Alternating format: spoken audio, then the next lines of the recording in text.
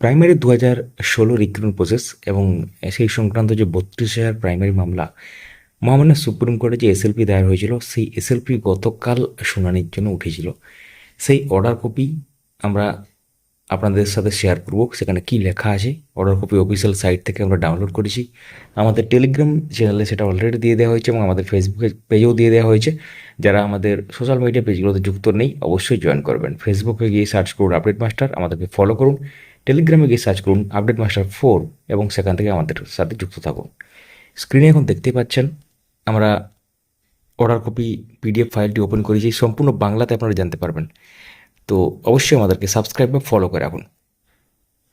Item number 44 code number 6-এ গতকাল এই মামলার শুনানি ছিল মামলা সুপ্রিম কোর্টে। দেখতে পাচ্ছেন এসএলপি এবং Swapna Baidyayan ORS versus West Bengal board of primary education ORS, এবং তার সাথে আইএগুলো আছে এবং তার সাথে আদার্স যে ম্যাটারগুলো আছে লিঙ্কড, সেটা কিন্তু এখানে দেখতেই পাচ্ছেন। Honourable justice Dipankar Dutta, honourable justice Satishchandra শর্মার মহামান্য সুপ্রিম কোর্টে এটি ছিল। তো এক্ষেত্রে 18/5/2026 দেখতে পাচ্ছেন this matter was called on for hearing today, এবং তার সাথে বিভিন্ন পক্ষের যে আইনজীবী সেগুলো কিন্তু আপনারা এখানে লক্ষ্য করতে পারছেন।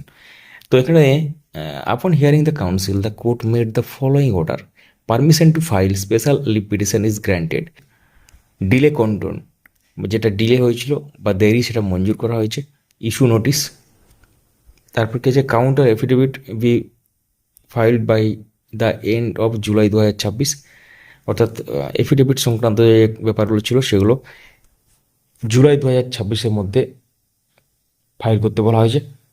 Rejoinder thereto if any be filed by 2 weeks thereafter, এবং তারপরে যে রিজয়েন্ডার যে ব্যাপারগুলো ছিল আছে আর কি, তো সেটা কিন্তু যদি থাকে তাহলে সেটা কিন্তু তার 2 সপ্তাহের মধ্যে কিন্তু ফাইল করতে বলা হয়েছে।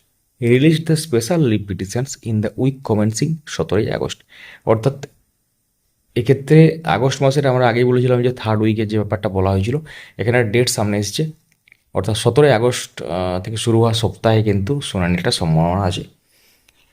আগামী শুনানি আপনারা ধরতে পারেন 17ই আগস্ট, বা এটা হয়তো যদি চেঞ্জ না হয় এটাই থাকবে, বা কাছাকাছি কোনো ডেট আসতেও পারে।